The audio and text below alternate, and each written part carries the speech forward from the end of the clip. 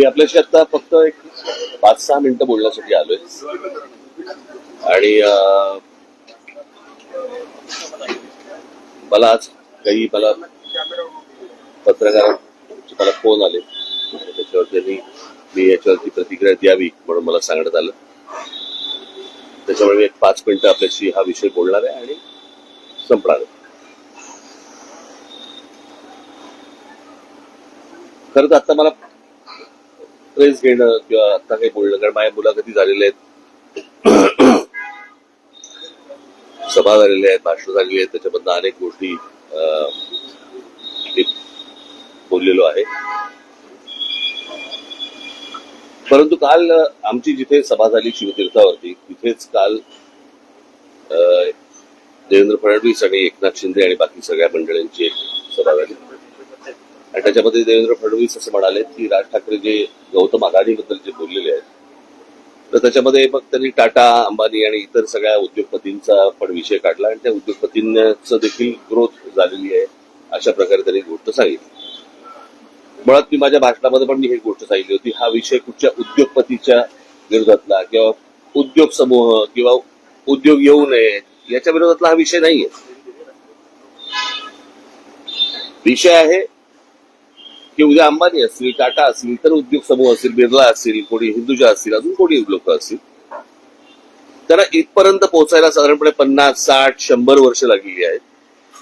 पण यांच्याही पलीकडे एक माणूस जातो आणि तो 10 वर्षातच फक्त मोठा होतो. माझा विषय तिकडे आहे.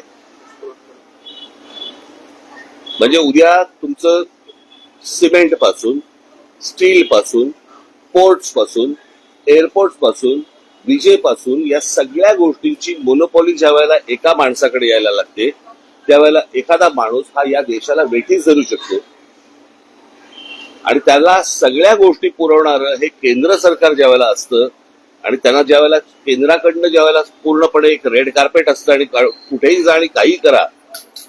माझा आक्षेप इकडे आहे.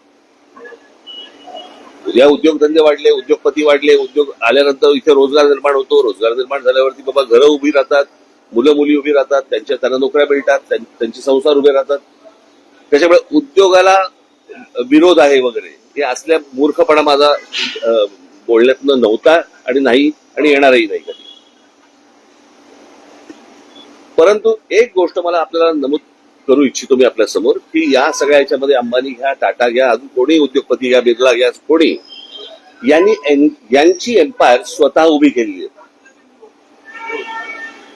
यांनी यांचे उद्योग स्वतः उभे केलेले आहेत. म्हणजे आज जर समजा तुम्ही विमानतळ ही एक जर समजा गोष्ट बघितली तर 7 का 8 विमानतळ आज गौतम अदानींना देण्यात आलेली आहेत केंद्र सरकारकडनं आणि त्यातलं फक्त एक नवी मुंबईचं विमानतळ सोडलं तर एकही विमानतळ हे गौतम अदानींनी बांधलेलं नाही. ही दुसऱ्यांनी बांधलेली, दुसरे चालवत असलेली किंवा केंद्र सरकारच्या हातात असलेली ही सगळी विमानतळं आहेत. त्याच्यामुळे एक विमानतळ सोडलं तर दुसरं कोणतंही विमानतळ हे गौतम अदानींनी उभं केलेलं नाही. पोर्ट्स याच्यामध्ये एक मुंद्रा पोर्ट सोडलं तर जेवढी पोर्ट्स आता त्या गौतम अदानींच्या हातामध्ये आता आहेत यातलं एकही पोर्ट हे गौतम अदानींनी स्वतःहून उभं केलेलं पोर्ट नाही. ही दुसऱ्यांची पोर्ट्स होती, त्यांना गन पॉइंट वरती आणून त्यांच्याकडनं ही संपूर्णपणे पोर्ट्स विकत घेतलेली आहेत. ज्या व्यवसायामध्ये गौतम अदानी कधीही नव्हते तो सिमेंटचा व्यवसाय, ज्याच्यामध्ये ते कधीही नव्हते, याच्यामध्ये ते अल्ट्राटेक आणि अंबुजा आणि इतर ज्या काही कंपन्या आहेत या विकत घेऊन हा माणूस आज या क्षणाला 2 नंबरला सिमेंटच्या व्यवसायामध्ये गेलेला आहे. आज बिर्ला 1 नंबरला आहे, 2 नंबरला हा. गेल्या 10 वर्षामध्ये एक माणूस सिमेंटच्या व्यवसायामध्ये 2 नंबरला जातो, दुसऱ्यांचे व्यवसाय खेचून, दुसऱ्यांचे व्यवसाय हातामध्ये घेऊन. पॉवरचं पण तसंच आहे, स्टीलचं पण तसंच आहे, अनेक उद्योग तसे आहेत. सो मला फक्त मुख्यमंत्र्यांना सांगायचंय की हा विषय हा कोणाच्या ग्रोथचा नाहीये. ग्रोथ कशी होतीये, स्वतः उद्योगपतीची वाढ कशी होतीये, तर ती वाढ मला असं वाटतं समजून घेणं हे गरजेचं आहे. देशातल्या प्रत्येक नागरिकाने समजून घेणं गरजेचं आहे.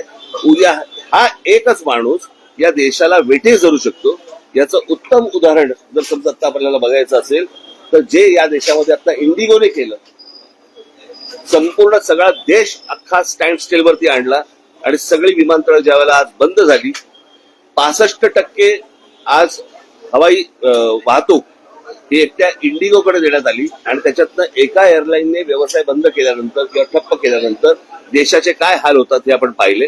मला असं वाटतं हा धोका सर्वाधिक आहे आणि तो धोका मला असं वाटतं मुख्यमंत्र्यांनी समजून घेणं गरजेचं आहे किंवा त्यांना समजणं गरजेचं आहे किंवा अर्थात समजलं असेल पण ते आता सांगतील तरी कोणाला. तर ही गोष्ट प्रामुख्याने मला असं वाटतं की लोकांसमोर जाणं गरजेचं होतं. आणि हे उद्योग उभे करत असताना गौतम अदानींना अर्थसहाय्य कुठून झालं, कोणकोणत्या बँकांना आणि कोणकोणत्या इतर इन्स्टिट्यूशन्सना यांना अर्थसहाय्य करायला लावलं.